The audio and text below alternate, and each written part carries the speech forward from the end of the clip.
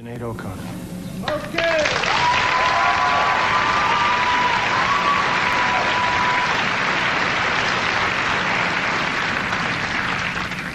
Until the philosophy which holds one race superior and another inferior is finally and permanently discredited and abandoned.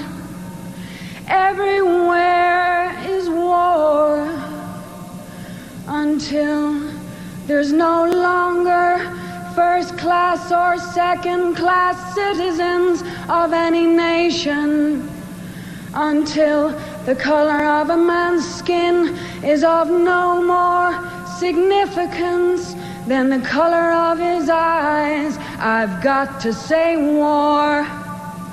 That until the basic human rights are equally guaranteed to all without regard to race, I say war. Until that day, the dream of lasting peace, world citizenship, and the rule of international morality will remain just a fleeting illusion to be pursued but never attained. And everywhere is war until the ignoble and unhappy regime which holds all of us through child abuse, yeah, child abuse, yeah, subhuman bondage has been toppled, utterly destroyed. Everywhere is war. War in the east, war in the west, war up north, war down south. Hello. On this beautiful Wednesday, we're getting lots of great weather recently. That was a bit of Sinead O'Connor's War a cappella cover that she performed on SNL in 1992, and you think that's odd choice. How is this connected to? Well, obviously, I mean, I guess you could say it's sad girl music, but that's not the reason we're playing it. Because this was an act of protest by O'Connor on her live performance on SNL, and after she finished the song, she ripped up a photo of Pope John Paul II, and yeah, it was all about like the then at the time kind of like unfounded rumors and like, well, in her case, her child sexual abuse that had been committed against her by a priest, and yeah, she faced significant backlash. Loads of people said it was a horrible thing to do, and she got proven right about 10 years later on the dot, and now like I think people look at this song and this moment as like very needed and very necessary. And yeah, I don't know. I mean, there's not really. I mean, it was either this or just playing a bit of the soundtrack from Spotlight. Unlike there's not exactly a fun needle drop in this movie. Yeah. To play a song from, but yeah, I know Spotlight, 2015 Best Picture winner. Yeah. And we're obviously talking about this movie, and we're going to be talking about Sad Girl. Sad girl music. It's the spotlight on sad girls this week. Which I feel like there's been quite a bit of spotlight on sad girls recently. Like it is quite popular music to listen to at the moment. Sad girl autumn right now. Very middle week of autumn. The very middle week. Though it does not feel like I know. A whole week It's of like 20 plus degrees in Melbourne. It's in crazy. this economy. That's unbelievable. But yeah, this was your first time watching Spotlight. Mm-hmm. How many times have you watched it? I don't know, man. I only first watched it in like, I don't know, it was either 2023 or 2024, but at least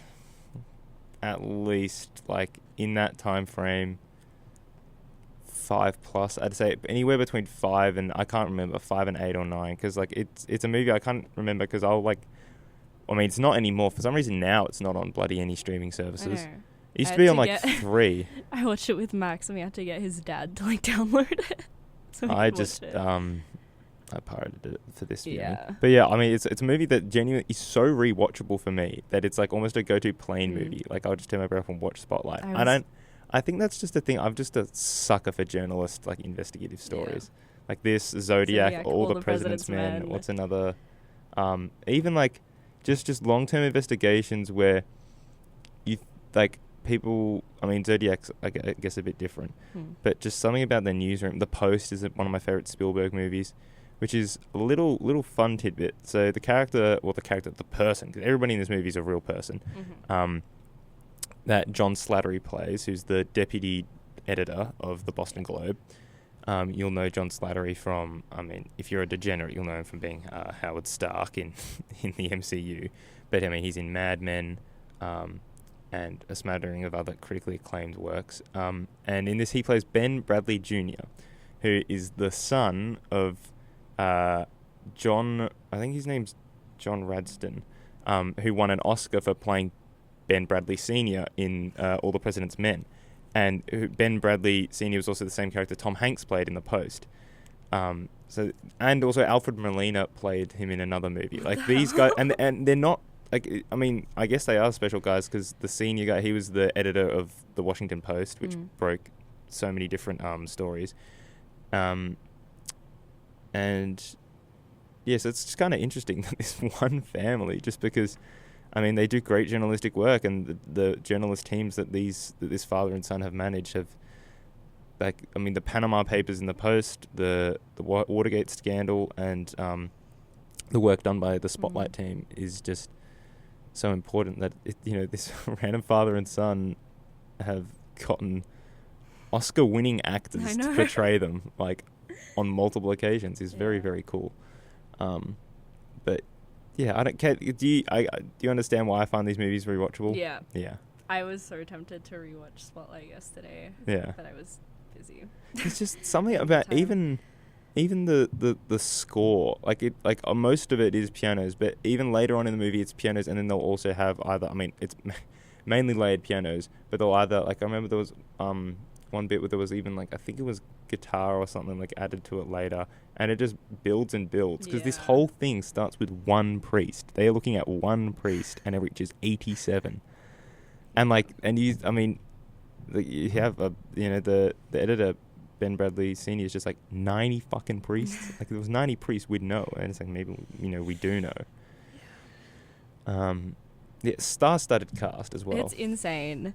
I had no idea who was actually in this movie. Because this is in Jeremy's top 4 for this is my second favorite movie of all time. But I barely knew anything about it going into it. It's like I knew it was about, like, the Boston Globe and, like, the Catholic Church sex abuse scandal. Yeah, I knew it was about that, but I had no idea who was in it except Michael Keaton. And I'm like, what the heck? Rachel McAdams. It's Mark Ruffalo, who may be a career best performance, maybe. I agree. Like, he is so good in some of his mannerisms where he's like there's one bit, what is it, when, like, it's early on in the movie and they're talking about, like, just when the, like, he was on a run and he gets to work early, and that's the other thing that's kind of, like, interesting, is that these guys, again, this is, like, I mean, it's all very, real, how obsessed with work they are. Yeah. Like, and especially Liev Schreiber's character, another, like, a great casting choice. Yeah.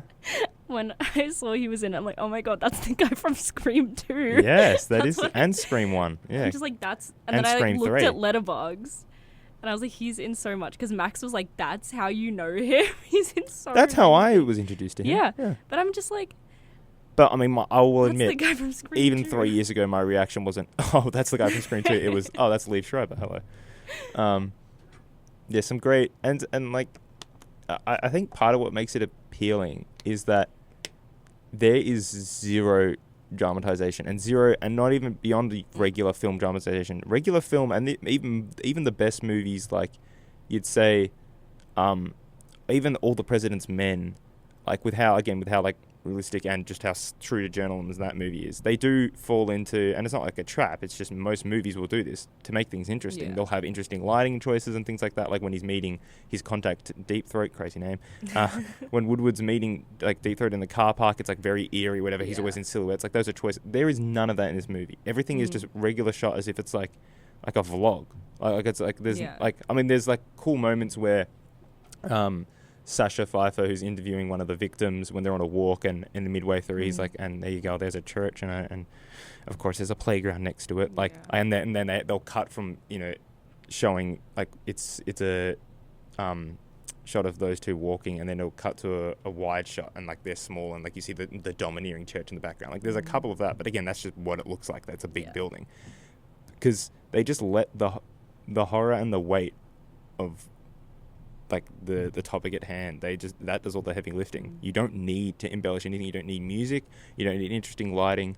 You don't need, like a crazy narrative structure. You don't even need characters to shout, apart from one moment in the movie. You don't need any of them to shout, because just their faces, because like they just sit there and like, oh my god. And you'd imagine that, because it's been going on for so long, they portray that too, that characters who potentially would have shouted, in particular Stanley Tucci's Mitch Garabedian, like it's been happening for so long that they're just tired of it, and they just like, they know shouting won't do any good. They just need to put their head down and work.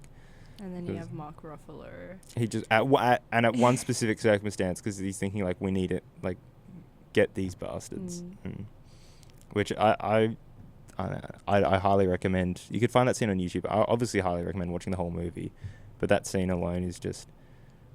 I would not recommend actually seeking that scene alone out on YouTube, because it makes it so much better in the context. Yeah, when you watch it. I don't know. Did you? And it's just like, I really liked how they were presented, like the characters. Like obviously they're real people, but it's like, they were shown to have, they were just like people who were writing a story about it. It's like there was no bias at all, which is how it should be when you're writing a journalism story. But it's like, we're learning things as they are, and they're like getting shocked by it, but they're not like letting that influence how they're presenting the story. Yeah. It's like, we just need to figure out what's actually happening and present that. They haven't made any of the characters larger than life either. Like, somebody who's a classmate or whatever, and who, like, like all these people. None of them are, like, they're not outstanding in any way, which makes their outstanding work, like, seem, like, I don't know, more aggressive and more daunting, because as Garabedian says, the Catholic Church thinks in centuries. Do you have the resources to back that up? And, of course, well, Cardinal Law definitely doesn't have the power of God on his side, because he's a bastard. But even at the Catholic Charities dinner, when Marty Barron, who's the editor, played by Liev Schreiber, and Michael Keaton's Walter Robinson are having a conversation, and they're talking about like the last time they went against the church, whatever, and Cardinal Law called down the power of God on the globe, and then the editor broke his leg skiing a week later. And then Liev Schreiber's face is just like, and because a whole part of it is that the editor, Marty Barron, is not from Boston, which is a key part, because everybody in the movie apart from him is from Boston, and not even is atheist, he's Jewish, and like a unmarried guy, and so he's very against, I guess, the traditions of the church and the status quo. And that's like that's I guess what it needed. Like, as Garabedian says, it takes an outsider. But even his face at hearing, like, obviously he's not at all believing in like the cardinal's ability to talk to God, but he makes like a little facial expression. He's like, oh, like, what? He broke his leg, and he's like, okay. Yikes. Yeah, there were some great moments in here. And there were some great lines. And there was just like, there's one that I actually just like, Yeah. like I stopped and I just like, when Stanley Tucci was like, it takes a village to raise Yeah. a child, but it also takes one to abuse one. Yeah, it takes a village I'm to just like, abuse one. Yeah, or the what's the and like because I mean it's such a filthy story because of like what the lawyers were doing as well, where they were just like, yeah, okay, like you can get 20K whatever, and then we take a percentage of that, and they were just doing that over and over time. Also, Billy Crudup as a lawyer, Billy also Crudup seen in Almost Famous from our very first episode. I don't know if he's our first repeat actor. He probably isn't. Probably not, but one of the first, or one of the ones I thought of as well. I was like, oh, you know, it's, I mean, a very different role. And again, and also another movie where it shows, you know, there's no black and white, good or bad, because Michael Keaton's character, who's the manager of this team, buried the story, and that's what that moment for me when I first watched the movie changed the entire context of how I was viewing this, because it makes sense. Like, you know, you are an established guy in this town. He's been around forever. You and John Slattery's character Ben Bradley Jr. You guys must have known something as well, because like you've been around, and it shows that he did, and he helped bury the story because he was just like, yeah, just one follow up, whatever. Like, you know, didn't want to call greater attention to it, and that makes me stand McLeish even more because he made the thing of actually getting one of these guys arrested and sent to prison and not just moved around. That's the whole thing about the Porter case. They don't talk about that. They just mention the Porter case a lot in the movie. Yeah. Porter was groundbreaking because they talk about McLeish. He took the whole thing to the press. You know, you don't want to go to the courts. It's not effective. And he took it to the press, and he got this guy arrested, and so if you don't know the context of that, then you don't even know that that's like a hint that this guy, because they initially paint him out like, you know, you're part of these, you know, you're part of the other lawyer guys who are part of the issue. As Garabini says, you know, he's not part of the solution. But, you know, 10 years ago, he sent them a list of 20 names, like saying like, these are the priests I got, go get them. I need to go after with the press, and the Globe didn't do anything. Like, so. And that's why, you know, that adds to the exasperation when I've seen it, you know, like 6 times or whatever. When you watch him, even in the early scenes when they first meet up with him, and they're not meeting up with him at all with any hostility. They're just like asking, like, what would the legal stuff be? You know, how did you handle Porter? Is there a mention in the... Guess which cast member has been mentioned in the chat? He was in Caught Stealing, guys. The movie Caught Stealing. Yeah, I know, that's with Austin Butler and shit.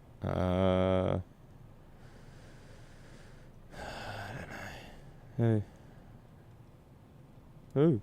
Scream 2. Oh, it's Leif Schreiber and Caught Stealing. Okay. Haven't seen that movie.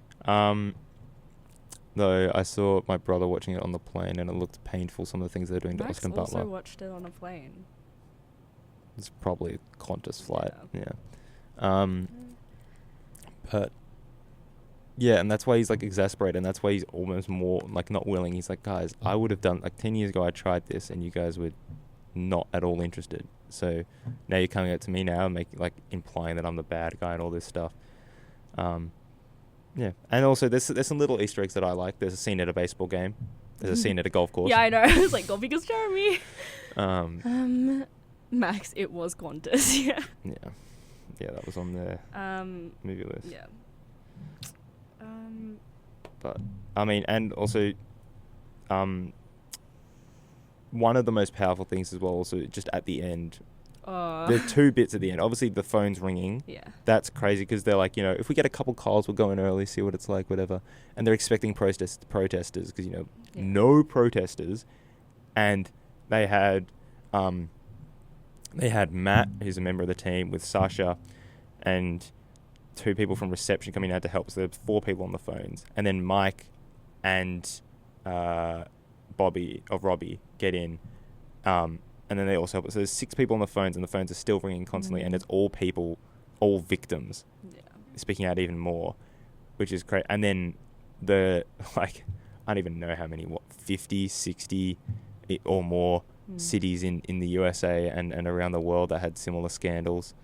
Like, yeah, I mean, they had to. Yeah, I mean, they had to know, and that's what. Because the major tipping point, I guess, is when they contact the I don't know what you call him, psychotherapist guy who used to be a priest who was working at the treatment centers and just, you know, and tried to bring attention to the whole thing, and then they had a smear campaign. Richard Sipe, And there's like 13 priests, and they go into that phone call feeling confident, like, yeah, we've like, we've discovered this on our own. Like, we're going to call you because you're the expert, but like on our own, we've like, we've also come across this thing, we got 13 priests. Yeah. And he's like, sounds kind of low to me. They're like, what? And they're like, what? And then he's like, my estimate is that 6% of priests will act out this way. And then they do the math, like 1,500 priests, 15 is 1%, 90 priests. And he's like, yeah, that sounds right, 90. And they're like, there's no way there's 90 fucking priests. And they do. It's 87. 87, like bang on the dot. Like, holy shit. Yeah, it's an actual phenomenon. It's insane. Like, it actually gave me chills. Yeah. And also when they see Ronald Paquin, one of the fucking priests, and then they're speaking to him, and he's just like, yeah, well, it's okay, because I didn't take any pleasure out of it. And then, like, so, again, amazing journalist work, where, like, her eyes, you can see she's like, what the fuck, and wants to, like, I know, like, she'd probably want to scream, like, you fucking insane cunt. But she's just like nodding, like, okay, it's like, tell me more, I need to hear more about this. And then the bombshell just before that guy's sister comes in and says, stop talking to, like, these people, whatever. Like, he's just like, yeah, well, because I was raped. And it's just like, so this, again, this is not recent. This shit's been going on for centuries, maybe more. Yeah, it's just a massive shit show. And it's just, like, it's so gripping. Yeah. And it's, like, even just from, like, a film standpoint, it's all dialogue. Yeah. And it's usually that would be so hard to get through and so hard to listen to, but I was not bored at any point. I was locked in. So the director, Tom McCarthy, he wrote it with another guy, I can't remember his first name, something Singer, not Brian Singer, who's also had sexual allegations. Another guy. Anyway, he was initially offered this project and, like, told to write it and then obviously potentially direct it, and he turned it down the first time because he was like, that's, like, too daunting a task. A, in, like, terms of the subject matter and how serious it is, and B, because it's like, I mean, you're doing your own research about people who did, like, so much fucking research. So that's, like, tough in itself, It's like how, like, when you have read the things about Fincher talking about writing Zodiac, like, how they basically did Robert Graysmith shit where, like, they just go into hibernation, they don't do anything else in their life for 3 years, only, like, researching this one thing. And even then when they wrote the script, and he was like, oh, well, I'm not sure if I want to direct it. Like, no other directors wanted to pick it up because they were like, I don't, like, it's like, be a movie that makes, like, a lot of waves, you'd have a lot of people, like, from the Catholic Church who, might not like you after that. And then also, just, it's a lot to get through. And I guess how do you make a movie that that's still gripping and engaging and doesn't feel like a book, but doesn't trivialize or dramatize any of it, which I think they did. They did perfectly. So well. And one of the scenes that makes me tear up every time is at the end when they're handing out the papers to some people, and he hands one to Resendez hands one to Garabedian, and he's like, he looks at it and you can see he's very touched by it, and, like, he's just like, can I keep this? And he's like, yeah, sure. And then Resendez goes to leave, and then as he's walking out of office, he looks in one of the rooms and he sees two kids playing the thing, whatever, like, playing on, like, the table. And Garabedian walks by, he's like, yeah, they were both abused by the same priest, whatever, like, and it's something about, like, how recently it was. And he just says, like, keep doing your good work. And then he walks in, and then, like, the vibe shift, because you never see Garabedian interact with any of his clients apart from just the one older guy, I think, who had the heroin marks on his arms. And, like, the way, because he's such an eccentric guy, he's mainly, like, hostile and, like, he's just, like, frustrated the whole time. And then he walks in and you see the kids, he's like, hello, like, hello guys, like, how you doing? And Resendez's face there is just so, like, he's, like, so broken. Yeah. I love him so much. This is another great performance by him. Yeah. First time in a while he's had hair.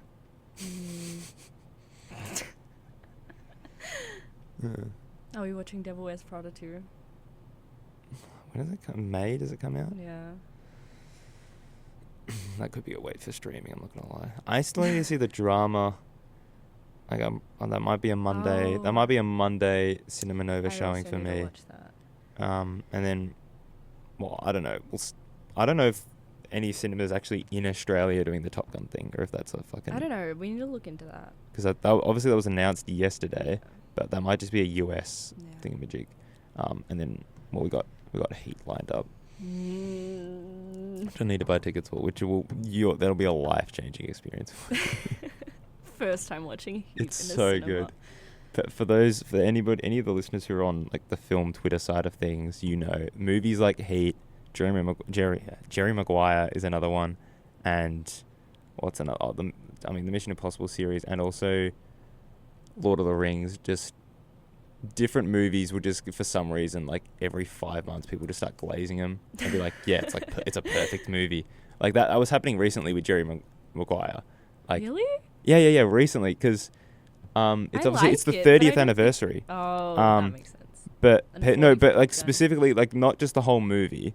Like, I mean, there's a bit of glaze for the whole movie, but specifically Tom Cruise's performance. Be Yeah, like, this is okay. the best movie star performance ever, like ever. Like in Oh. terms of like the range of things he does. Like obviously there's the cool Carmen stuff. There's the breakdown when he gets fired and leaves with the fish. There's Maybe the this is a later episode. Yeah, there's the love scene at the end. But like for about last week, I was just half the timeline on my Twitter That's was just so funny. Tom Cruise glaze. I'm like, how didn't he win the Oscar for this? Like this was, and like he should have won for Magnolia and all this, but this is like an unbelievable movie star performance. Like Okay. the mannerisms and the stuff he pulls out. And yeah, so speaking of Oscars, so this was both 2015 Hmm? best feature film Yeah. and best screenplay. best screenplay, but also nominations in other categories, including directing and then supporting actress and supporting actor for McAdams and Ruffalo. Ruffalo, I didn't know this, hasn't won an Oscar, but has the tied record for most nominations for best supporting actor with 4. Oh. Yeah, 4 best supporting actor noms, no wins for Foxcatcher, this, Poor Things, and his first one in a movie I can't remember, in like 2010 or something. But yeah, supremely underrated actor. Agree. Maybe that's something because he's he still went to the gym for a little bit of the MCU movies, but he didn't go crazy bulk heavy. Like, maybe he spent some time still researching and doing acting lessons or whatever instead of hitting the gym. You can see that in the way his character runs in this. Oh, that's actually, I mean, some of like because Resendez is such a weird guy, but you love it. Like the way he like runs out of the courthouse and he's like screaming at the cabbie. He's like, he like, hits the thing. When he's like trying to get like the documents, the sealed documents. Oh my God, that guy is the documents guy at the courthouse is a dick. Like, he just doesn't believe me. He's like, no, there was a file to oppose this there was a filed motion to oppose this motion, which makes the documents public. And the guy's just like, I don't believe you. How do you not know the law, bro? Yeah. This is where you work. And then Resendez has to go up and get a fucking judge to come all the way down and give him a letter saying that signed from the judge saying, bro, give him the documents.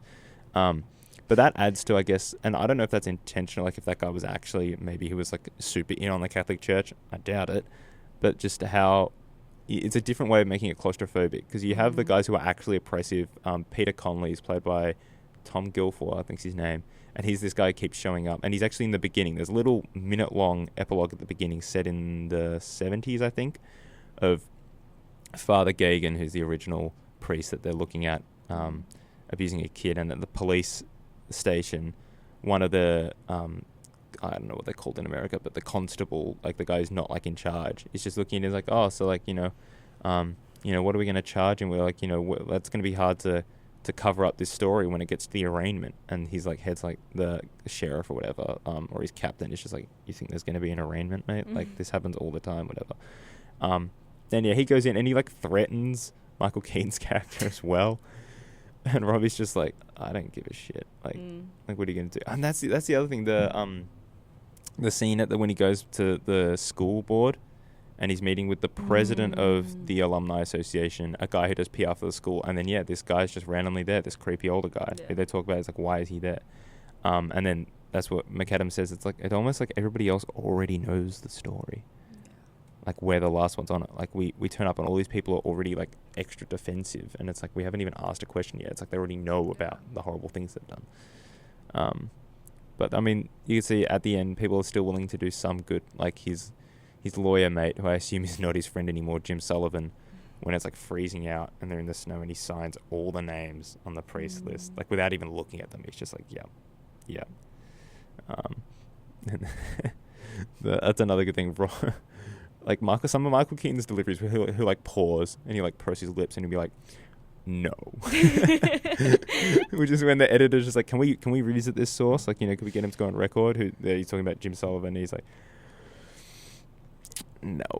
Like, he's not like, he's done enough by like confirming all these priests. He's not gonna like come forward and do any more. Like, that friendship is burnt. Like, the guy literally tells him like, get out of my house.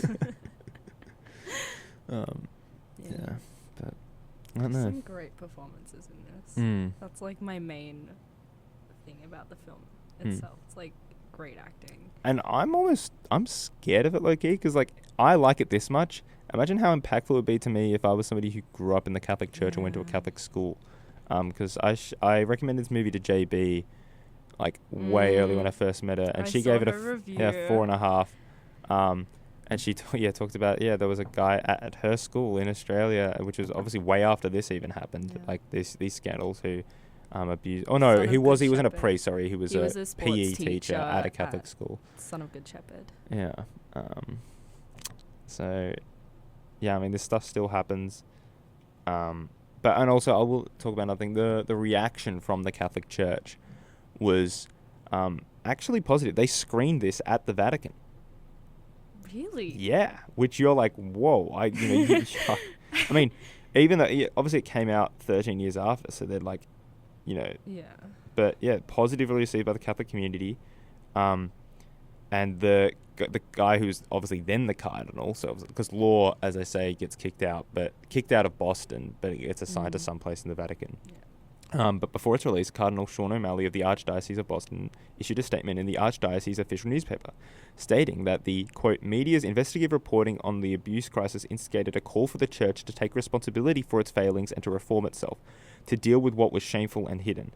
And that was even before he'd like seen the movie. He was just like, this is the necessary thing. Because I imagine, I'll just click on his little Wikipedia link here. So he would have been 60 years old when the story came out.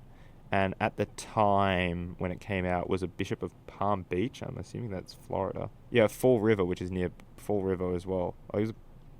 Fall River when it came out, and then the year after it, Palm Beach. And Fall River is mentioned, which is what Cardinal Law called the power of God down onto. And then the Catholic News Service said it was a accurate chronicle of the Boston scandal. Auxiliary Bishop of Los Angeles said that it is, quote, not a bad movie, and it shows the wider community shares the responsibility for sexual abuse committed by priests. And the Vatican Radio, the official radio service of the Vatican of the Holy See, called it honest and compelling, and it helped the Church to accept fully the sin, to admit it publicly, and to pay all the consequences. So I mean, that's like, yeah. And when they had in 2016 a Vatican City Commission on Clerical Sex Abuse, everybody who was involved in the commission attended a screening of the film. And that, another newspaper, when it won Best Picture and all these, initially a bunch of not members of the clergy, but just people who are of the Catholic faith were like protesting that. And then they had another bishop who was in Italy say that, like, no, it is not an anti-Catholic film, it's like an anti-abuse film, and this is just, we were part of the abuse, like, and that's what it's against. It goes after the lawyers, it goes after everybody who's involved and didn't do anything, because everyone's at fault, obviously the priests as well. But, and it was also a sleeper pick for Best Picture. It was not at all in the front runners, because I think the Big Short was a massive favourite going in. Obviously the Revenant had a lot of hype.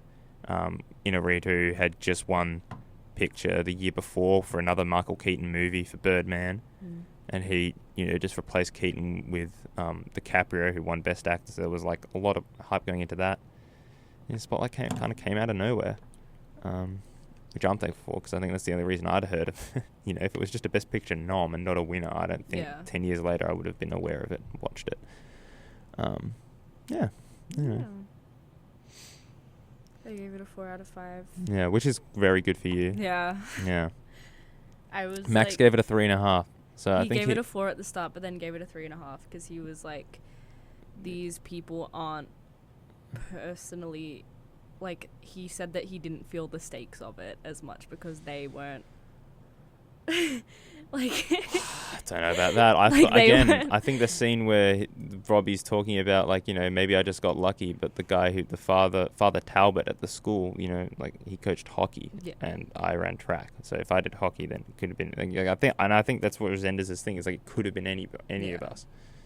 And it is fucking, I mean, what they have, I mean, there's 87 priests. Assume, like Gagan, there was like 60 victims for each priest. Like, those numbers are up in the thousands. Like, I don't know. I mean, I guess, Max, you're entitled to your opinion. I don't know what more stakes you need than child sexual abuse, bro. I feel like that's a crazy take to have. I just wasn't I didn't really care.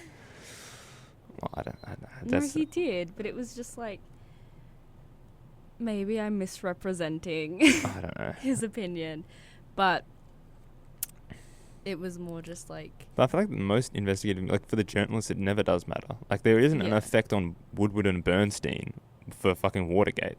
That doesn't affect them. They're not members of the Republican or the Democratic Party. But, yeah. I don't know. Yeah, I was like, you gave it less. I guess, bro, guys a bit more, I don't know, forgiving.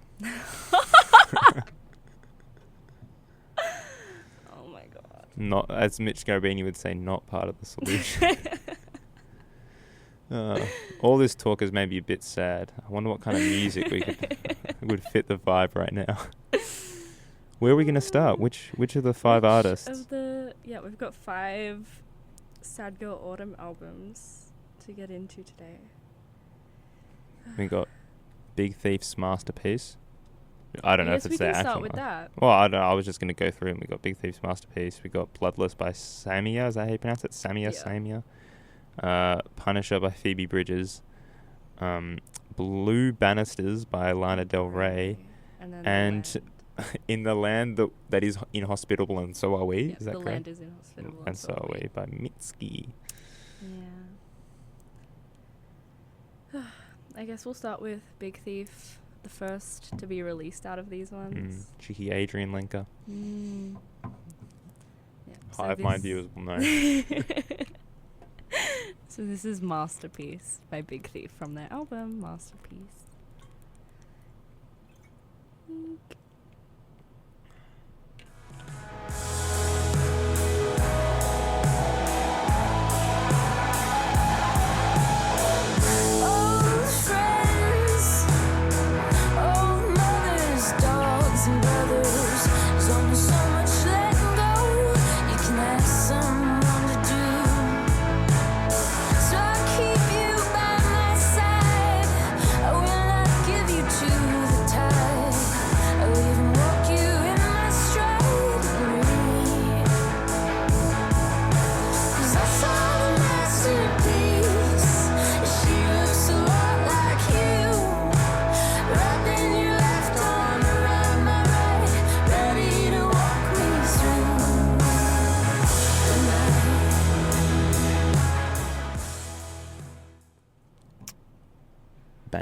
Banger. I don't know if we could talk about these as being bangers, because I feel like that's disrespectful to the vibe. Probably. Banger. This is my jam. This is my jam. But in all seriousness, this is a great song. Yeah. And I think a great debut album. Yeah. As well. I don't know. I mean, because Adrian didn't. One of the guys, Buck Meek, which crazy name. They were married and then divorced, but they're still in a band together, and they're just like the love is like so. There's just like, I don't know. That's weird shit that like those like musician kind of creative types do this weird stuff, and I'm just like, yeah. I mean, I could never be in a band with somebody. So ultimate friends to lovers, and then you get divorced, but you're still like, no, we like love each other, but we just don't like love each. I'm like, what does that even mean? But I guess it makes sense to them.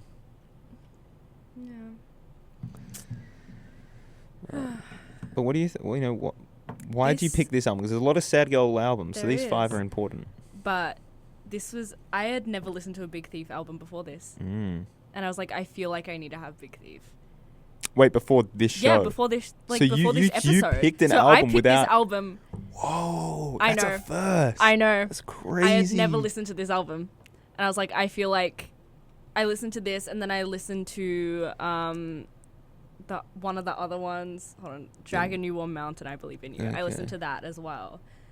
Because a friend of the show, Ivy, loves Big Thief. And I was talking to her about it, and she's like, you need to do Big Thief. And she gave me these 2 albums to listen to. I listened to both of them. I thought it would be better to talk about Masterpiece, because that was the first. It's probably more... Yeah, it's probably more Sad Girl Autumn. And I liked it more. Yeah, well, that makes sense. Yeah, this opening... Oh, well, is it the opening? No, technically not. Is Little Arrow... Like, I don't know, this is... To me, I mean, I don't know, I kind of feel like this... I know it's not, but it feels like the opening track. Because, I mean, it's so earlier on, it's the... Masterpiece. Yeah. It's the second. Oh, no, I know, that's what I'm reading right now on the thing. But this Paul is another one of my favourites. Yeah, and Parallels at the end. Parallels, which I think is one of the songs in the same year album, also called Parallels, or am I just imagining that? Am I thinking of North Poles? North Pole. Yeah, okay, I think I am. But yeah, something about Adrian Linker's voice is so sad. Yeah. This person sounds like she's in pain. I know. I had listened to Adrian Linker outside of Big Thief before, and obviously Sadness is a Gift. Sadness is a Gift. One of Jeremy's and my favourite songs. It's that so would be in good. my top 60 for it. Oh, yeah. As well. So in both of our top 64 songs. It might be the saddest song, you know. I don't know. Not even Poison Oak. It's close. They're very similar. They are. Actually, no. Well, they're not really. They're just such melancholy. Yeah, that is Poison Oak by Bright Eyes. Yeah. Who will be mentioned when we talk about Phoebe Bridgers. Better Oblivion Community Centre, which is an amazing name for a music act. We'll get into that. Yeah. But I'll just for appreciation, Better Oblivion Community Centre. What a name. Regardless of the music, what a name. Who comes up with that stuff? Big Thief, again, cool name. Lots of cool Don't know names. why Big Thief, but yeah, Big Thief. Big Thief. Yeah. I loved Real Love. Yeah. Real Love, I think, is so pretty. There are so many beautiful melodies on this album, and so original melodies. Like, I've never heard... Well, yeah, but there's nothing I've really heard as melodically, like, consistently beautiful as this album. Like, I think every song, there's something I'm like, wow, that was really beautiful. That was really pretty. I'm just, like, sitting there listening to this album all week. Like, holy moly. Yeah, it's so beautiful. I don't know if I want to make this claim this early, but... Your favourite of the 5? It's close between this and Punisher. It's very I thought close. it would be. I mainly picked this one for you, actually. This one? Because I knew you would like it. Yeah, well, you can't go talking about how much you liked it and the stuff and then say just like, oh, but it was only... But that was like... Because there were so many... I had a whole playlist of possible albums. Yeah. And I was like, I want to do this one. Fun game. What order? Because you just sent the the list of albums saying this is what we're doing. Listen to them. What order do you think I picked to listen to all of these? Oh, I don't know. Like, just look at the 5. I was going to tell you an order, but I'm like, I'll just leave it up to you. What do you think I ended up doing? Let me look. Did you do Big Thief first? No. I genuinely have no idea. Phoebe was first. And then I hopped over to Lana. Okay. Did you do it in the order I sent you? I don't think so. Okay. Well, I sent those 2 first. Okay. Then did you then do Big Thief? Yes. Okay. Maybe I did. Then Samia? Yes. Okay. Then okay. And then Mitski. I don't. That was actually unintentional because I did it because I was like, Phoebe, I know one of her songs again from you, and also I know a bit about her because she covered. Obviously, she's dating Bo Burnham. I don't know if dating's the right word. They've been together for 4 years. Yeah. But weird stuff is with going on with her. And didn't she? I feel like at one of her concerts where he was in attendance, there was like a social media video of it. She was like covering. I think it was That funny feeling. Yeah, that funny feeling. And then I was like, well, Lana, again, I know some of her other stuff. I think I'll like this. And that's the only one of these that's like long. These are all maybe 40 minutes. I tried to pick shorter albums. Yeah, this hour and one for Blue Bannisters. Just definitely, that's the most varied and bizarre musically. We'll get onto it in a bit. And then I was like, I didn't know Big Thief was Adrian Lenker until I heard the first song. What? I was like, oh, that's Adrian Lenker. And then I like looked up, like, oh, okay, yeah, this is her band when she wasn't doing her solo stuff. Yeah, I didn't know that. And I'm then surprised. I never heard of Same Year before. Yeah, that was my niche and pick. And then Mitski, I was like, okay, I know the My Love, Mine, All Mine, and that's all I know about her. Yeah. And like, her voice is very recognizable. But yeah, Master, I don't know. It's just, it's so good, man. It is so good. I nearly tripped out though, because when I first clicked on the Big Thief thing, because Adrian's off to the right on like the little like profile thing, I was like, sorry, this hasn't been a guy singing the whole time, right? And I was like, oh no, there she is. I was like, what the fuck? Yeah. Do you know actually? Because I don't know. I know because Buck Meek doesn't have a picture on his thing. Which one of these guys is Buck? I don't know. Is it bearded cowboy man or guy who looks like Craig McRae, coach of the Collingwood Football Club? Let's Google it.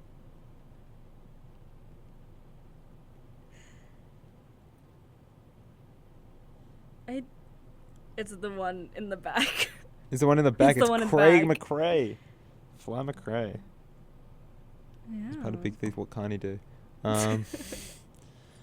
Yeah, I know. This album's great.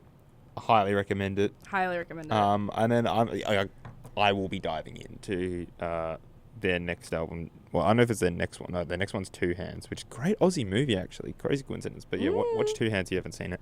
And I'll be listening to Two Hands. And then, yeah, Dragon, New Warm Mountain, I Believe in You. Please, that's actually a thing I'll say for these albums and other indie albums we cover. These albums might have very pretentious titles and stuff. Just try and look past it. Yeah. Because it's worth it. It gets a bit corny sometimes. What's the one that was in one of the Hive Mind brackets? I think it was one of Riley's favorite songs. That the band name is like 6 words. What? The song name is like 1 billion words long, and then the album name's also like ridiculously long as well. I have no idea what you're talking about. And I'll find it. I'll find it while maybe we dive into, I don't know, one of the next I also songs. just want to say, the album cover is actually a photo of Adrian Lenker's mum when she was little. Oh. I was wondering about that. I was like, oh, that looks interesting. That's her mum. Yeah. Also, some of the songs on this album remind me of Coldplay. Like Real Love in particular. It's like early Coldplay. Right. Just want to put that out there. Could we hear a little bit of it there? Just play a little bit. I found the artist I was thinking of. So the artist is called The World is a Beautiful Place and I'm No Longer Afraid to Die. I misspoke. That's the band name. Right. The band name is The World is a Beautiful Place and I'm No Longer Afraid to Die. The album is just called Whenever, If Ever, and the little picture is a guy who's jumping off one of those like ledges into like the lakes you see in all those teen American movies, like, and the song title is Picture of a Tree That Doesn't Look Okay. So when they were reading it out in the Hive Mind bracket, Riley's like, and next up we have Picture of a Tree That Doesn't Look Okay by The World is a Beautiful Place and I Am Longer Afraid to Die. Awesome.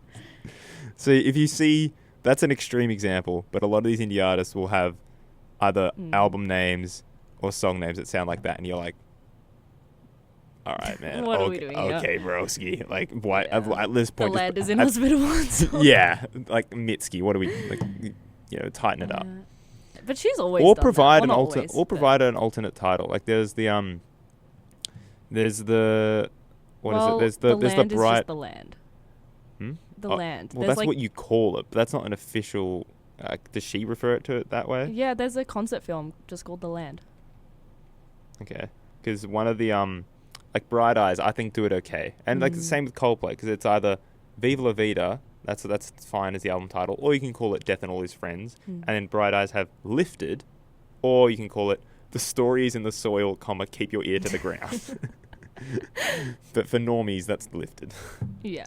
Yeah. Do you want some real love so you can hear my Coldplay? What Real I Love, think not by the Beatles. Yeah.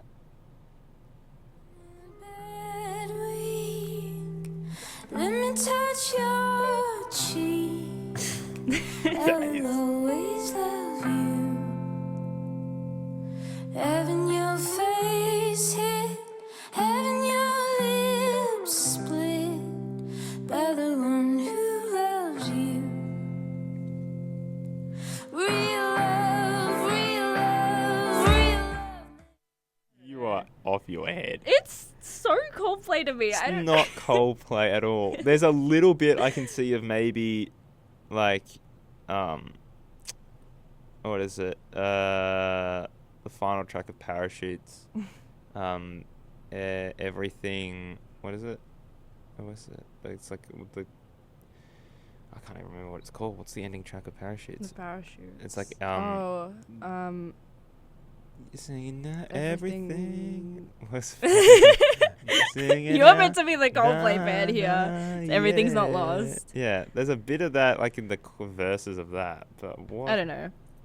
That's outrageous. That's not. There was actually some of these songs Like, where I thought you were gonna play like, okay, I'm like, yeah, maybe you could see Coldplay in that. That isn't. When the fuck has Chris Martin ever done that?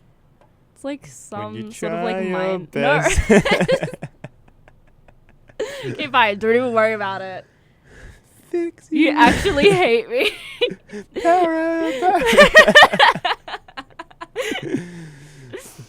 Okay. You are my universe. Yeah. Sad Girl Autumn and Coldplay. What else? Okay.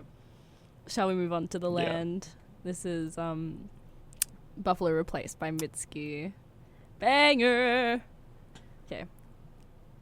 Poor Buffalo. I have a hope, and though she's blind with no name, she shits where she's supposed to, feeds herself while I'm away. Sometimes I think it would be easier without her, but I know nothing can hurt me when I see her sleeping face. Freight train worn, howling out, mad and wild, heading somewhere far away, like the new Buffalo replaced.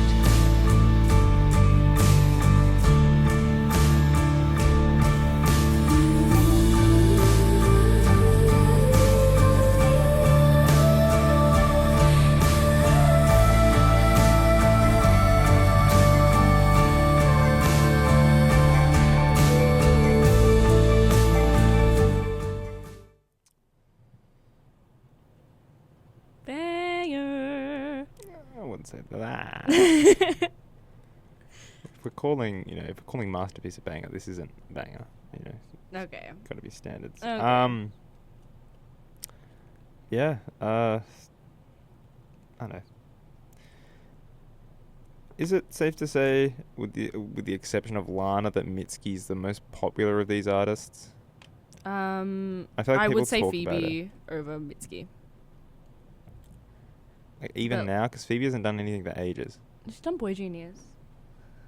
Yeah, I mean, it's like, okay, sure. Because I know I hear I hear think- people talk about Mitski all the time as like the Okay. sad girl prototype, Okay. but I think it's pretty close with them. Like, Lana's definitely yeah. the most popular of these ones, but yeah. This is Mitski's 7th album, released in 2023.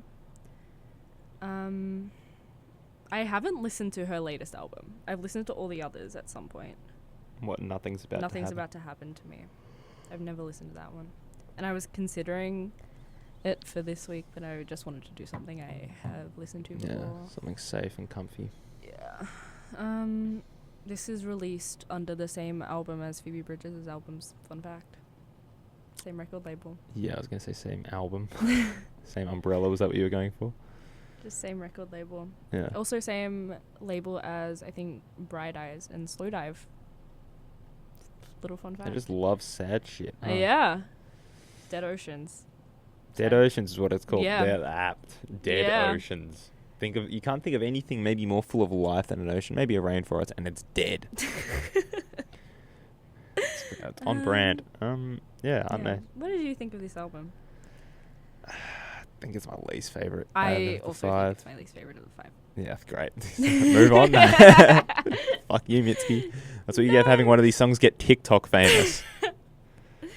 Yeah. I like a lot of her stuff.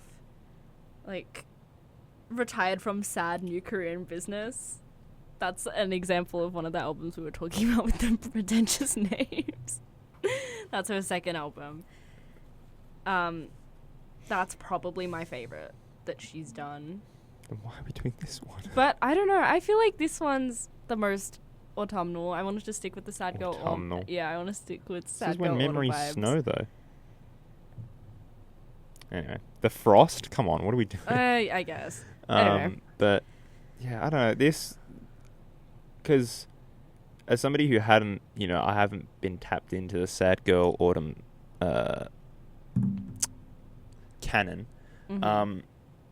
I was afraid. I was going in. I was like 90% sure that I was going to be surprised with, the variety in the sound from these albums, and I was right for 4 of them. This was the 10% I was worried about, where the songs kind of blur into each other a bit more. And Yeah. I don't know if maybe that's just because I'm more used to Mitski's voice than anybody, purely because of the TikTok, the fame of My Love, Mine or Mine. But I was like, I don't know. It's kind of hard for me even to pick out like faves out of this, because with the exception of maybe the first 2 tracks, I actually like a lot. Like I like Yeah, Bug me Like too. an They're Angel. my 2 favorites yeah. as well. Because they're the most different from the rest of it. Exactly. Like I don't know. Like because I was thankfully proven right in my expectation that I would be surprised. That I would be surprised by the variety in the other 4 albums. I think that's true. This one I was just like oh. Yeah, I get that. Yeah, I don't know, but I mean, think it was also just for me wanting to revisit this album because I didn't like it that much when I first listened to it, and I haven't really listened to it since. And I guess maybe if I don't do this, but if I like listen to all the albums while reading all the lyrics, maybe I'd be like more attached. Like, because I mean, that's what made me like it more this time. Okay, yeah.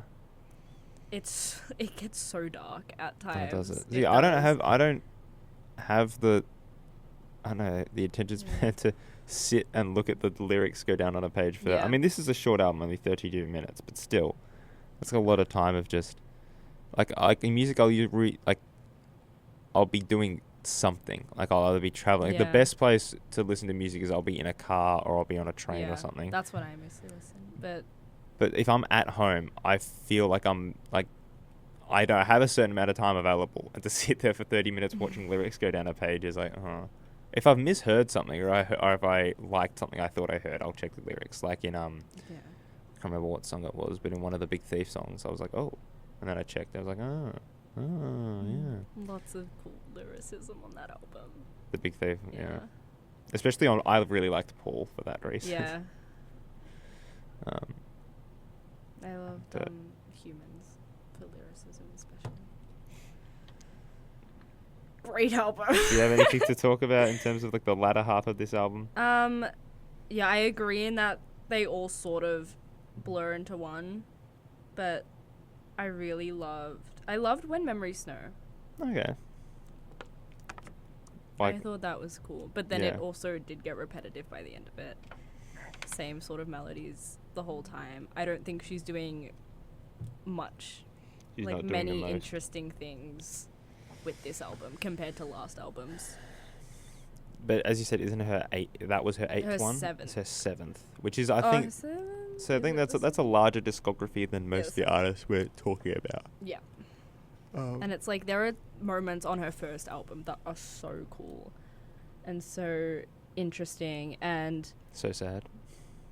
Is she less sad? Oh, okay. But I want to play a bit of a song from the first album. Okay. And just show you.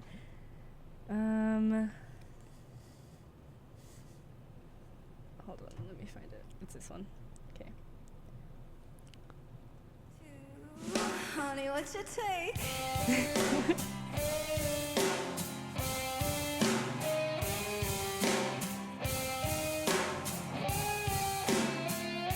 Think my brain is rotting in places.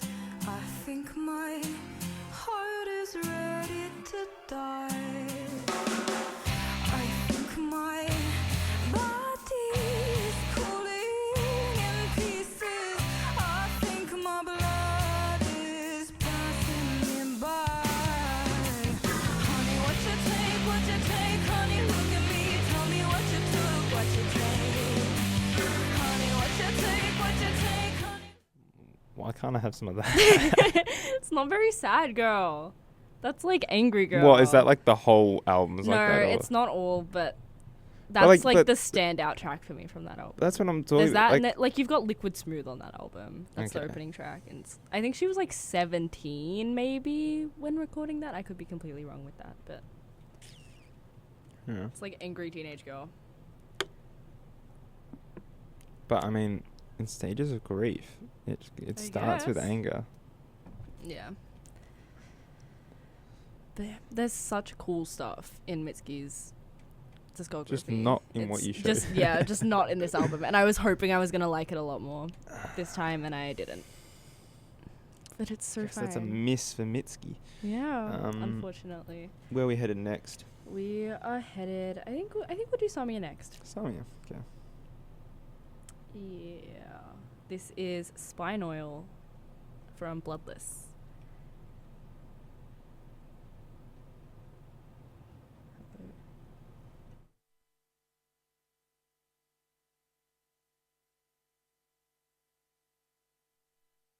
Technical difficulties with that one. What? I don't know if my thing's connected. It might be.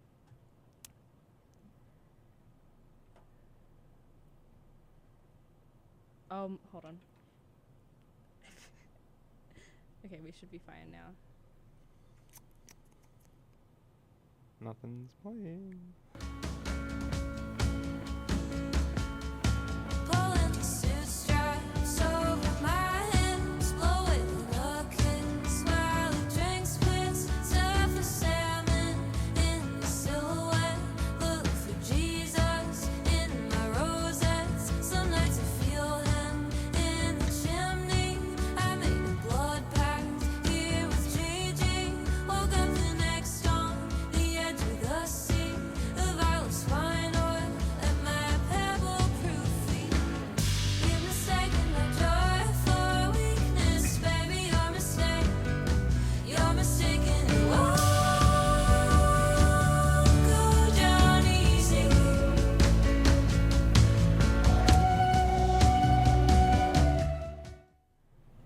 Yeah, this is a great album, and that's just one of many great songs on here. Mm-hmm. And this is what I'm talking about. Like, you can be sad in so many different ways. Like, there's sad this way, then there's sad in whatever way Lizard is. Like, that's a bit more of a difference. Yeah, I was gonna play that. that's what I was expecting. I was going to, but Gigi mentioned friend of the show. Gigi mentioned, and it sounds like she also says Violet, but she says Viol.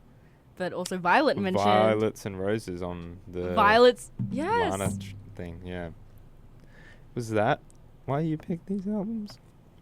No. Okay. No, this album is also an Ivy recommendation, but from months ago.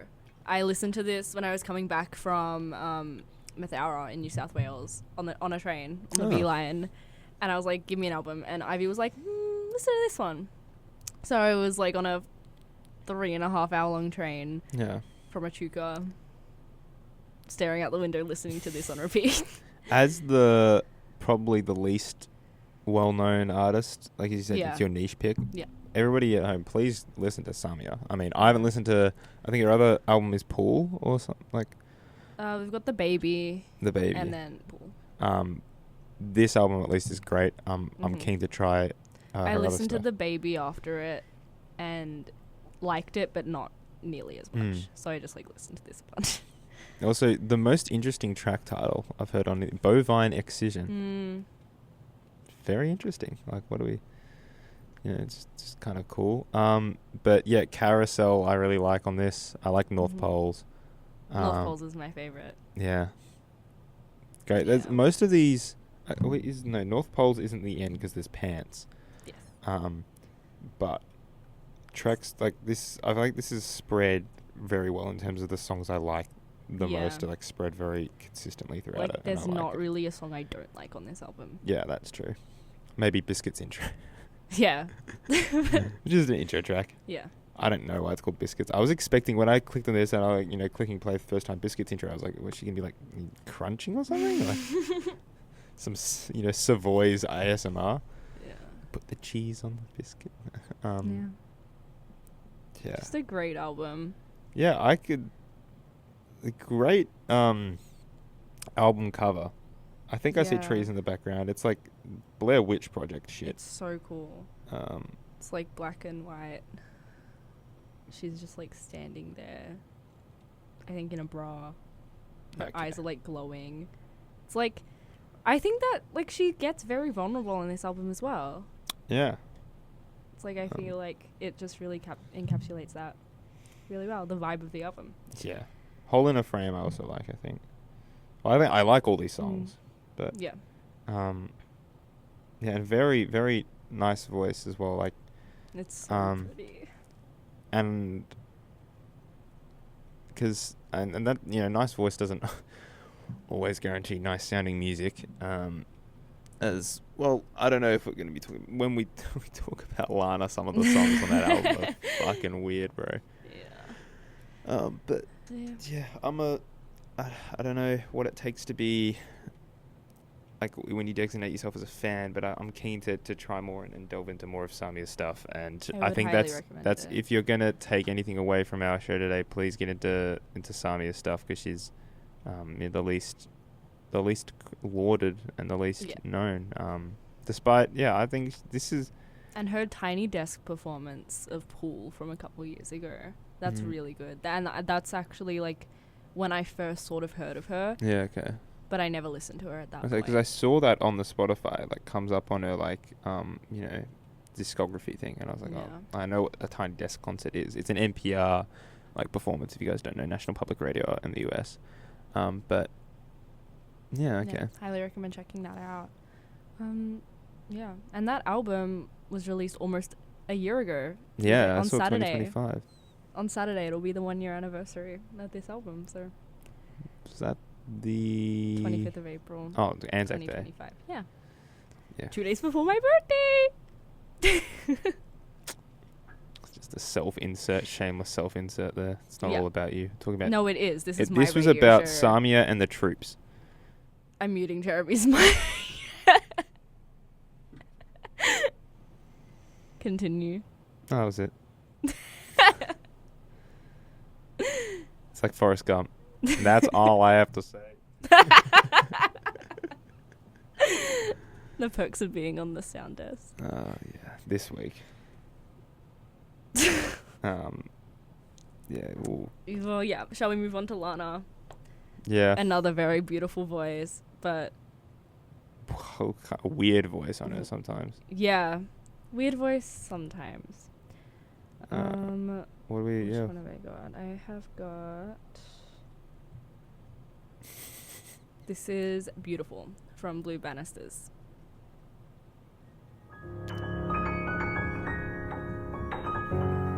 Let's keep it simple, babe. Don't make it complicated. Don't tell me to be glad when I'm sad. I really hate that. I try not to be bad. Eccentricity's holding me back. If I could be more like you, I would, but I can't, and I'm glad about that. What if someone had asked, Castle not to be sad? Never known who he was or the man he'd become. There would be no blue period. Let me run with the wolves. Let me do what I'll do. Let me show you how sadness can turn into happiness. I can turn blue into something beautiful, beautiful, beautiful like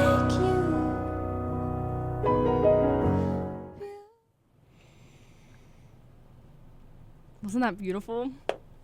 Yeah. It's Yeah? not in the top 5 for me on the album. Really? Yeah, I don't know. Just, it's okay. It's not as bad as Interlude, the trio. That is the worst thing out of any of these albums. Why? It's something out of a... It's like how people who haven't watched, like, Tarantino would think that that's how Tarantino sounds. Like, Yeah. Tarantino would take something like, an obvious rip-off from something else, but at least he wouldn't add a trap beat to it. God damn. I don't know. And it makes no sense as well. I think it's just fun. It's not meant to be fun. Sad girl Yeah, autumn, I guess. Lana. Get with the program. This album came out 7 months after Chemtrails, which was her 7th album, released in like March of 2021. And it came out 7 months after that. Well, I haven't listened to that album. Does it show? Is it worse? I don't know. I love Chemtrails. Oh. Chemtrails is so peak, but then she got cancelled. Oh, was this when she was dating the creepy guy, or No, I don't think so. was she This assaulted was- someone at a Waffle House? She was working. No, at a that was Waffle later. House. Yeah, that was later. No, she got cancelled because there were like things coming out about like cultural appropriation. I think from the Riot music video, she wore like a Native American headdress, and then the Chemtrails album cover kind of also got her cancelled because of the lack of diversity. It's all just a bunch of white women, and people like. It's a country club though. I'm Yeah, but then looking she's at like, it it's now. all my friends and all the like creative women I know and stuff, and there was like no diversity, so she kind of Isn't got she cancelled by from that. the South? Yeah. Newsflash to people who aren't from the South: there's literally no migrants. It's white people, and then you'll have a couple black people who didn't leave to the North when most African American people did leave. Yeah. And then there was also that she was like, people started, well, not started, they've always been saying this, but she like glamorizes domestic abuse in songs, Yeah. which is definitely there. But yeah, this was like her response to that and just like an explanation to everything, I guess. And there's some great songs on here. Yeah. I don't know again because I'm not. But I tapped in. think it's- Did she release any of these songs as a single? And She didn't do any promotion for the album, and then I think she just released Arcadia Oh really? prior to the album. So I was yeah. gonna say, And then she performed that on on SNL or something, or I think Stephen Colbert. I'm pretty sure. rest in peace, Stephen Colbert show got taken off by Trump. Yes. Just crazy. Yeah, because I was gonna say if there was, then I'd be like If You Lie Down With Me sounds like that'd be the one that'd be the big hit to me. Yeah. And then some great songs. Violets for Roses I really like. Friend of the show, Violet. Shout out. Yes. And then it's weird because I feel like Textbook is very good. Arcadia I really like as well. Black Bathing Suit. I feel like my favorites. Your favorite is this one. No, it changed.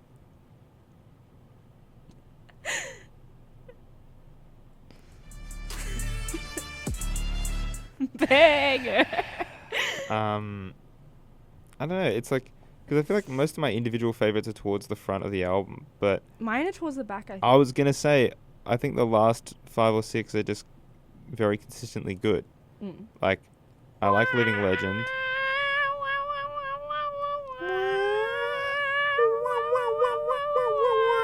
Yeah. She's definitely the most out there of these artists. She's trying some shit, which I guess she can because she's the most famous of them. Yeah, I don't know. I really like Violets for Roses.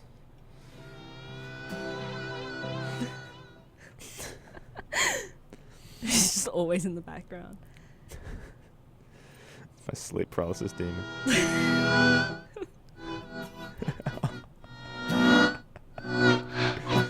Someone get her off the sound desk. No.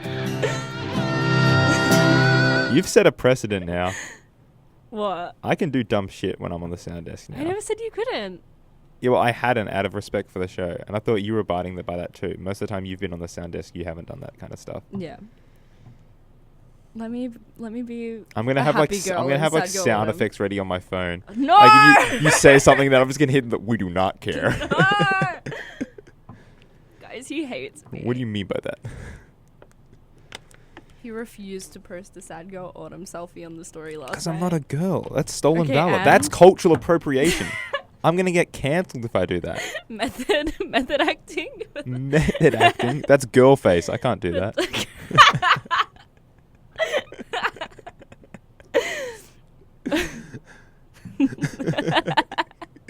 Girl face. Oh, what's some other things we could do like that? Like, what's the? How else would one use girl face? Just like, yeah, I'm like trying to get people to say it, like, oh. What the fuck? Little drummer boys in the studio. Oh.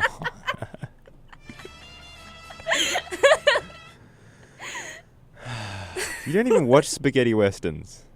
Have you I seen watched the? Django. That's not a. Yeah, that's not a spaghetti western. Is this our new outro? You know what? music? You know what? Quentin Tarantino was playing you in Django Unchained. You're the Oh Australian my slaver, bro. God.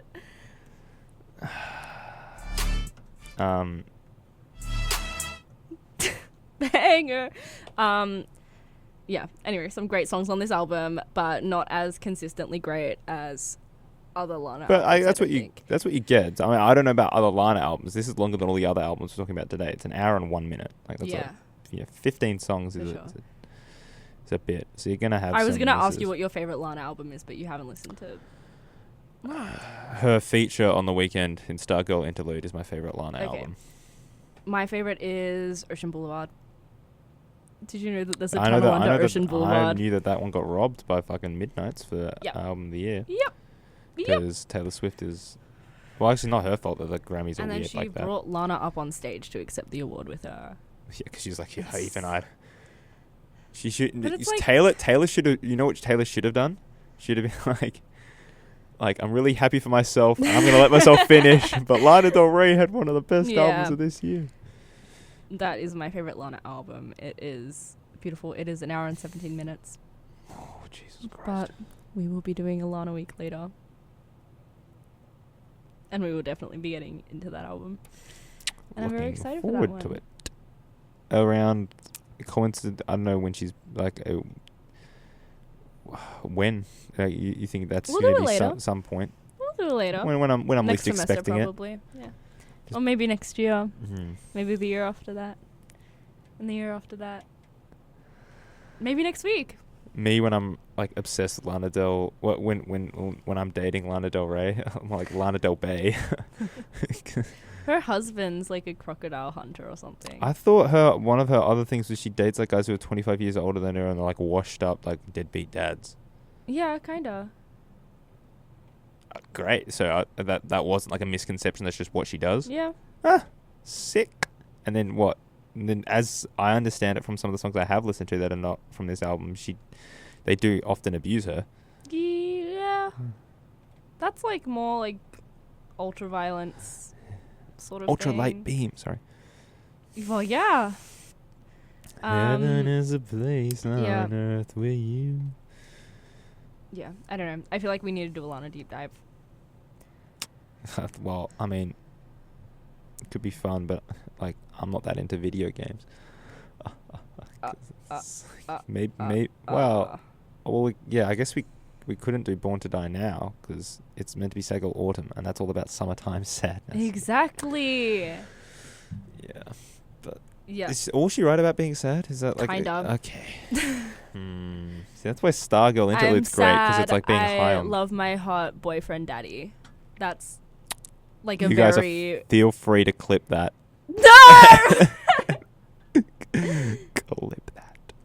That's going on Instagram. Okay. You're never living that one down. No. Max mentioned what?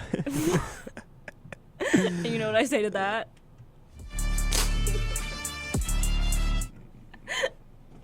Okay. Yeah, Let's let's move on to move Phoebe. yeah, I feel I'm about to become the Punisher right now. I'm gonna shout out John Bernthal, the Punisher from the MCU. All right. Okay. Moving on to Phoebe Bridgers. This is Moon Song from Punisher. And if I could give you the moon, I would give you the moon.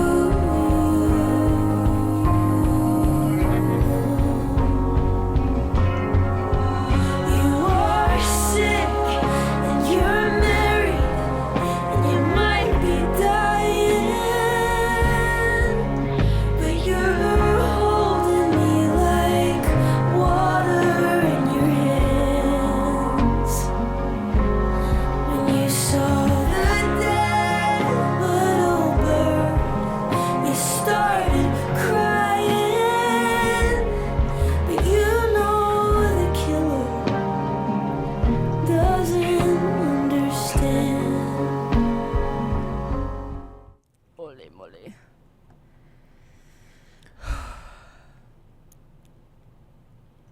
She's, I don't know, she's like Adrian Linker. Like, there's a specific vibe Phoebe Bridgers brings that's different from anybody else I've ever listened to. Yep.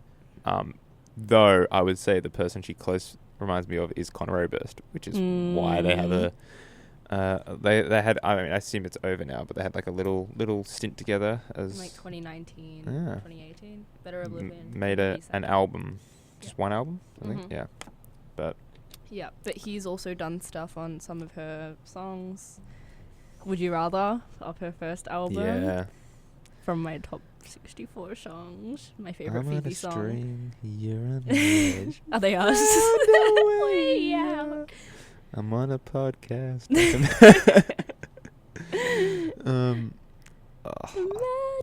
Matinee show. Was anyway. Yeah.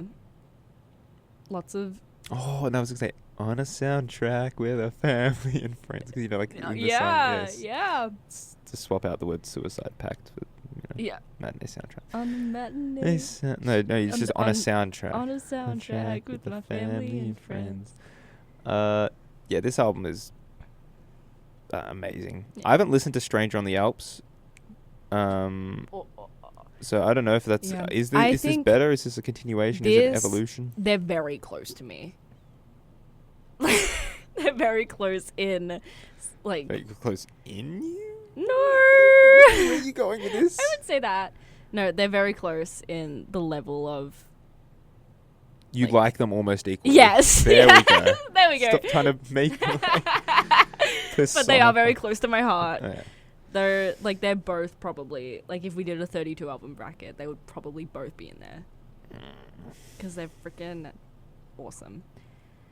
I've seen her live. I'm wearing a Phoebe shirt right now. Yeah. Very on brand. She's very, very wealthy. If you didn't know, she can afford all the shirts from every artist she goes to. Yeah. If you didn't know anything about Amelia Rose. If you've ever gone to one of the stands, you're like, this is gonna be the one day I'm gonna splurge and spend one of the shirts, and your size isn't there. It's because she's bought 10 of every size. I bought like a bunch of, well, not a bunch. I bought 2 Geese shirts. 2. Yeah, when I saw them. You sold them? When I saw Oh, them, I when was I gonna saw say. Geese, I bought 2 different You're shirts. scalping I shirts. No, I was like, I'm only gonna buy 1 shirt. That's I a bought 2. lot of Geese dialogue on the Twitter timeline too. Yes! Which is bad for me because I don't never And- listen to any of them. So I don't know what Geese the Week fuck coming they up. sound about. Geese Week coming up. Just you wait. Oh god. That'll be fine. That'll be another new artist to dive into. Which that would be your first time picking an artist week. Yeah. You've I've never kind of done kept it like themes. Yeah. And because it's like you keep picking artist weeks, and I don't want to make it like every week. That's because I artist haven't week, listened to as much music as you. I guess. And also, I'm not.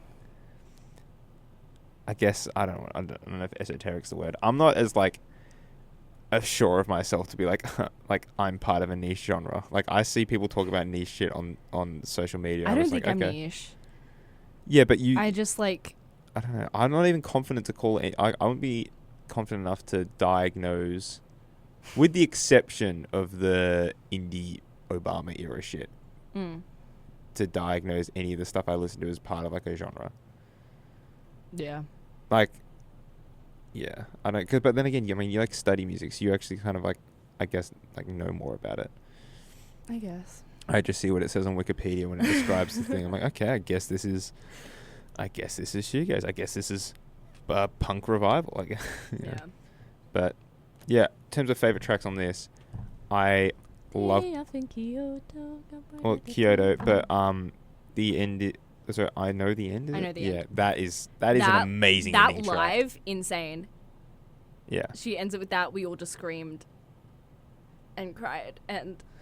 The end is. Yeah. What a. Holy moly. That is one where you go ole mole. Holy moly. Also, I listened to this album when it was released. I was in the Phoebe fandom at that point already. Let's say I was just looking through the track list. I was like, oh, I like Garden Song. I like Chinese Satellite as well. ICU, isn't that about her relationship with the drummer? Yeah, Marshall. Yep. Why is they this dated, a thing? they broke up. I know. Is this a thing musicians do? They just date their bandmates, their co-workers, basically. And yeah, she dated Marshall. They broke up, and she said that he's like probably the closest person she has in songwriting, and she always goes to him first and like writes with him, and it's like a whole thing. So and then enjoy her being on tour with that guy, Bo. Yeah. But Boy Genius, I didn't want to do Boy Genius because I want to do Boy Genius week eventually. I'm like planning in my head. So they have how many albums? I thought they've got 2 albums, but there's 3 of them, and they've all got individual albums. All right. So we can do there's 1 album and an EP. Well, 2 EPs, I guess. So we can do the EP. We'll get to it. We'll do Boy Genius week eventually. Yeah, that's your problem. Yep. Yeah, this. I think this is my favorite. This is also maybe the coolest album cover I've ever seen in my life. It's so beautiful. That is fucking aura. Yeah. That I might buy that. The computer background kind of got the colors a little bit. I guess, but again, lacking the aura. It just doesn't have that. No aura. It's like unbelievable. I'm just gonna. I could just stare at it for ages. Yeah.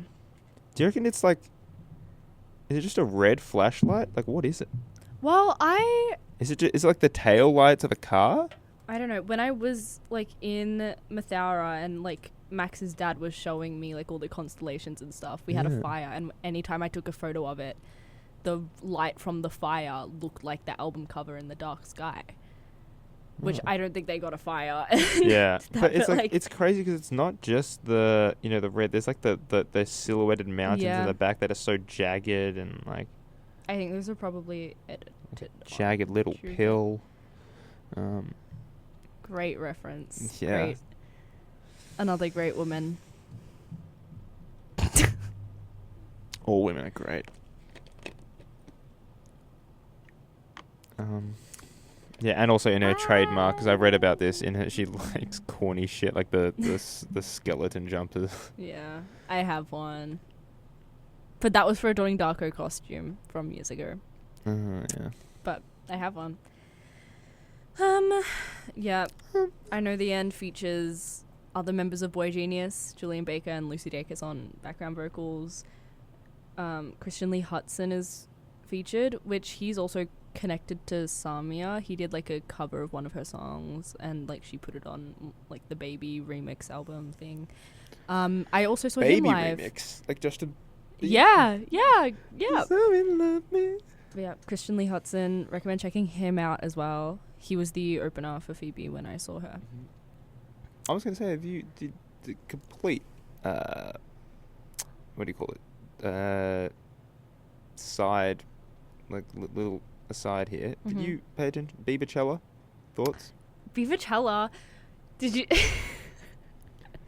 He just like pulled up his computer. I think it is so cool, and he's just like you're just like, oh, let me see on YouTube, whatever. Yeah. And then what's the what the recommended next ones are? Yeah, I'll just do that one.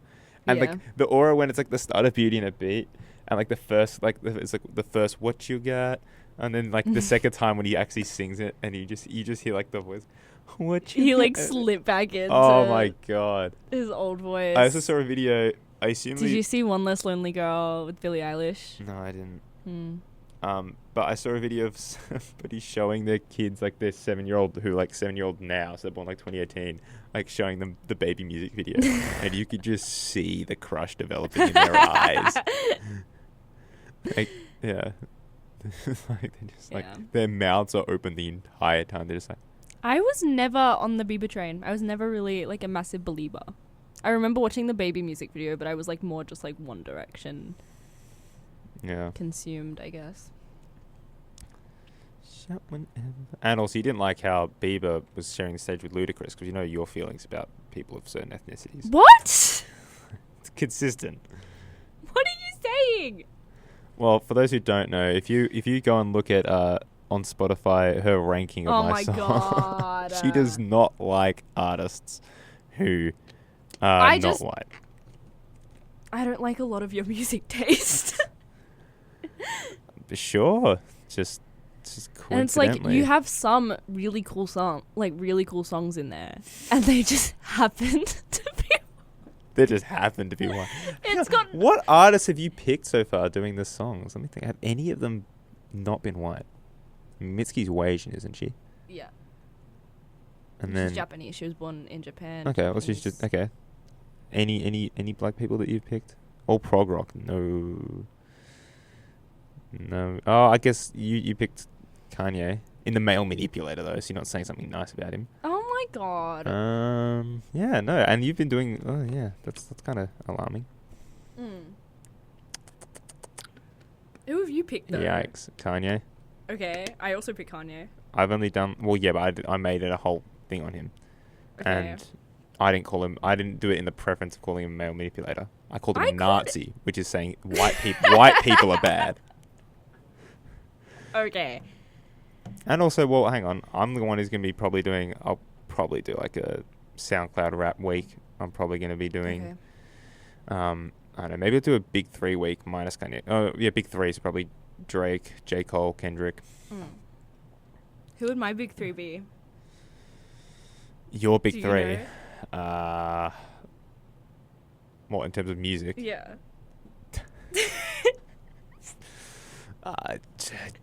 Genesis. I was Peter Gabriel. Would he be one? I guess, yeah. Peter Gabriel / Genesis. I got no idea.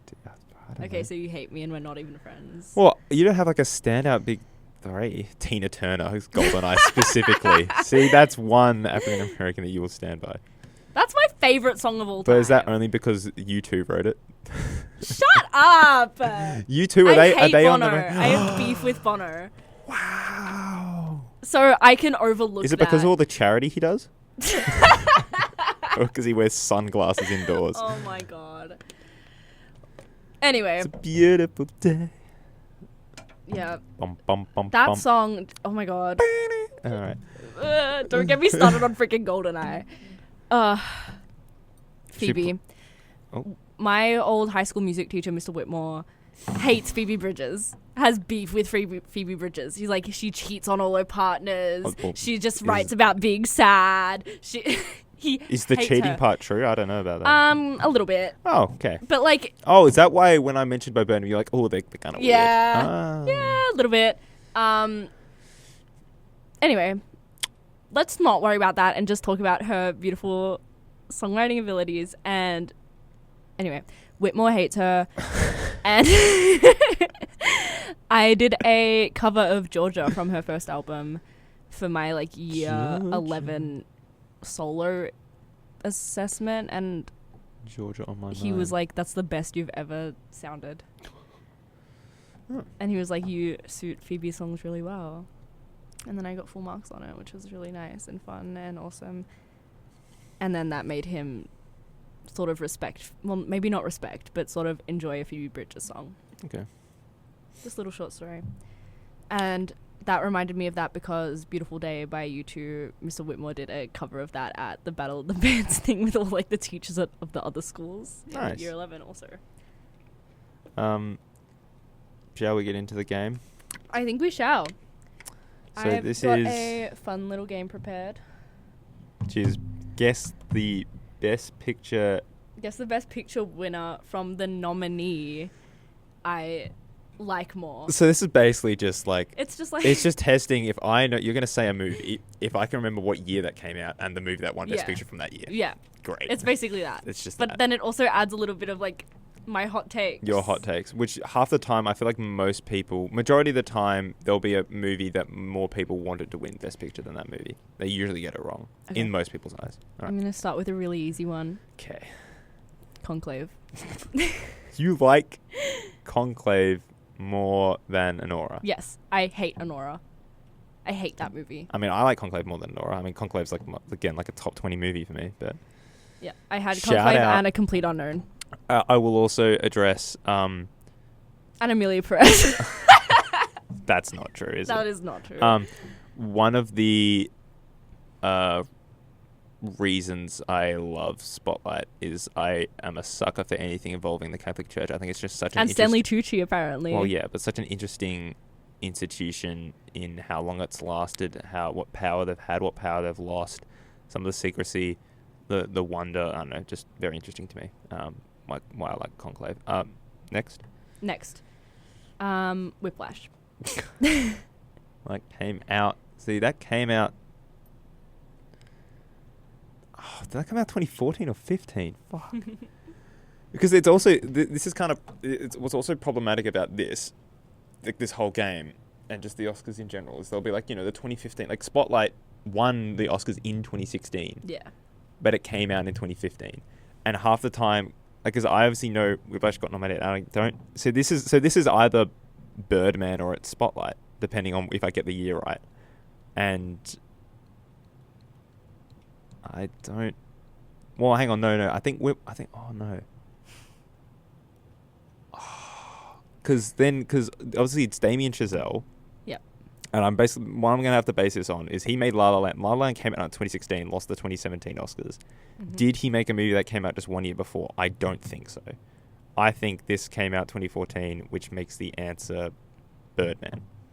Ding ding ding. Yeah, okay. Another Michael Keaton. Yeah, no, Michael Keaton, Emma Stone. Yep. Who's also and Great film. I think there's a lot of other people. And this is like also crazy because I love Birdman. Like that's in my top 100. I And love you that movie, prefer and I Whiplash. prefer Whiplash. Well, Yeah. Anyway, that's how opinions work. next one, A Clockwork Orange. Fucking hell. Because Godfather came out in 72, but Clockwork Orange came out in 71. So I just have to guess the movie that won in 1971. Mhm. Basically, it's Yeah. fucking great. Yep. What came out in 71? And you don't get hits for any of these. No. I'm making. I'm just guessing what movie Yeah. that came out in 1971.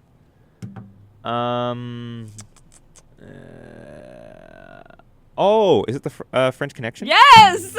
Ball knowledge, bro. Yes. All right, there you go. I Gene knew you would Hackman, do rest really in well peace. at this. Okay, Shawshank. Should have been Pulp Fiction, but it was Forrest Gump. Yes. Robert Zemeckis, director. Yeah. He also directed Back to the Future. Yep. You Okay. don't care. Another one, another easy one. Bites the dust. Top Gun Maverick. That was Everything Everywhere All at Once. Yeah. Yeah. Okay. I haven't seen Everything Everywhere All I at had Once. either Top Gun Maverick or Tar as my. I haven't seen Tar either. selection. I really love Tar. But Top Gun Maverick, nothing compares to Top Gun Maverick in my eyes. Grown Ups. Except maybe Grown Ups. Okay. Doctor Strangelove. Or How I Learned to Stop Worrying and Love the Bomb. Oh no, because I think Sound of Music was the year after Doctor Strangelove. I don't think I know the movie that came out in '64 that won Best Picture because it was Sound of Music. Oh, I don't know. I genuinely don't know. I don't think I can name them. I know movies that came out in '64. I'm not going to say Goldfinger. I'm not going to say. I'm the only one. Oh, Mary Poppins. I don't know if I know this movie, but you're looking at me as if like you're gonna be so smug and you're gonna be like, 64. I don't think you've seen this. Great. Yeah, I got no idea. My Fair Lady. Yeah, haven't seen it. It's referenced in Kingsman. That's all I know. Oh, okay. Cabaret. That's The Godfather. Liza Minnelli. You like? I mean, I do like The Godfather. Yeah. I just love Cabaret. that's fair. A lot of people love Cabaret. That's in a lot of people's four faves. Chinatown. That's Godfather Part 2. Yeah. I'm such a nerd. Oh god, what's this one gonna be? This one. This one's a joke, kind of, a little bit. Juno. What won the? This is No Country for Yeah. Old Men. Such a that is a joke, right? It's. But no, because you don't like. Do you not like No Country for I Old Men? love No Country for Old Then- Men, but I also love Juno. I think No Country for Old Men is probably like my favorite Oscar winner, Best Picture, maybe. Like I think it's probably, I don't know, but I do love Juno. I think Juno's really fun, and I don't One know. of my friends listening sent me a message saying, "Where did Amelia Rose go to school?" Because I too had a music teacher called Mr. Whitmore who left. I'm assuming it'd be the same Mr. Whitmore because she lives out west, but your school is Gladstone. Why are we doxing me right now? Well, No, you my- just mentioned Good Shepherd before. That wasn't my school though. Yeah, but it's near your area. Yeah, Gladstone Park Secondary College. Great. Yeah. Okay. Dog Day Afternoon. Oh, it won in 75. It wasn't Barry Lyndon. This is like a stacked year. Oh, no, because there was Jaws that year as well. Yeah. And there was something... No, because this was the one that... I can't remember who it was talking about it. They were like... Oh, One Flew Over the Cuckoo's Nest one. Yeah. Because it was One Flew Over the Cuckoo's Nest, Dog Day Afternoon, Jaws, Barry Lyndon, and what was the other one? What was the other nominee? Nashville. Nashville, exactly. And that's in like a lot of people's top 4 as well, like Yeah. the cinephiles. Holy stack. We used to have it good in this country. Well, that's, to be fair, that's when they limited Best Pictures to 5. Yeah. There's now 10. And then this is the last one. All right. All the President's Men.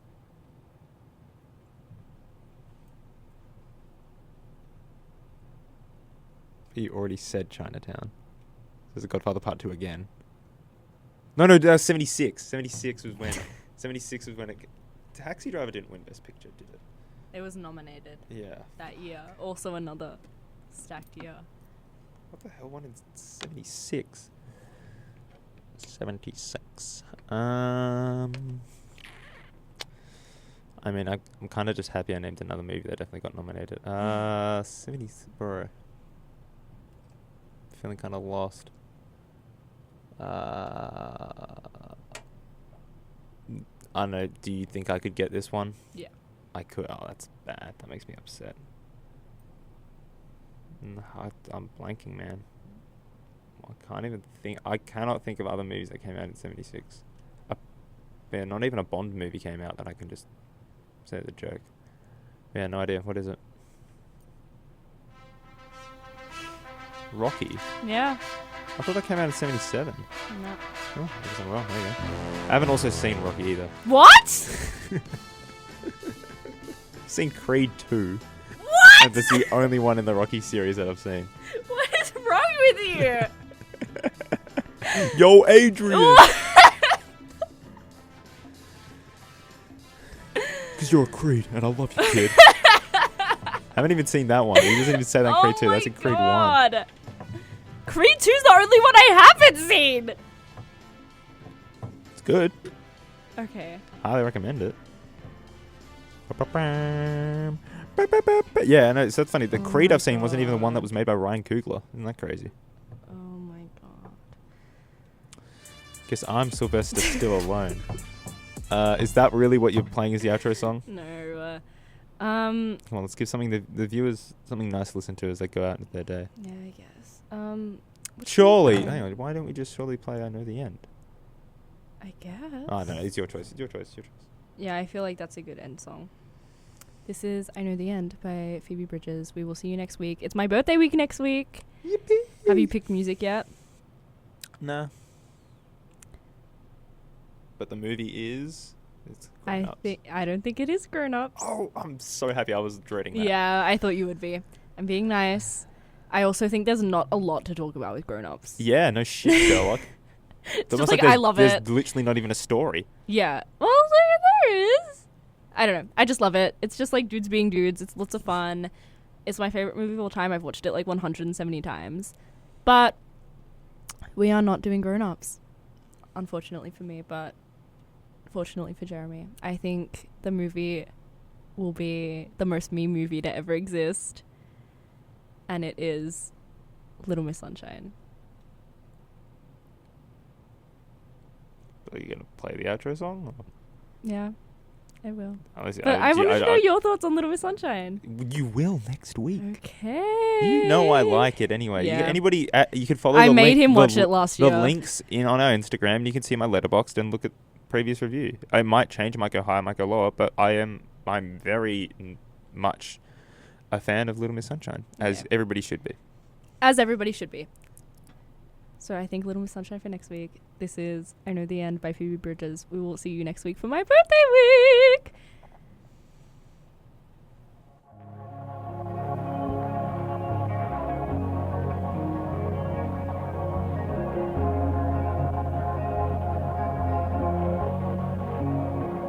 Somewhere in Germany, but I can't place it.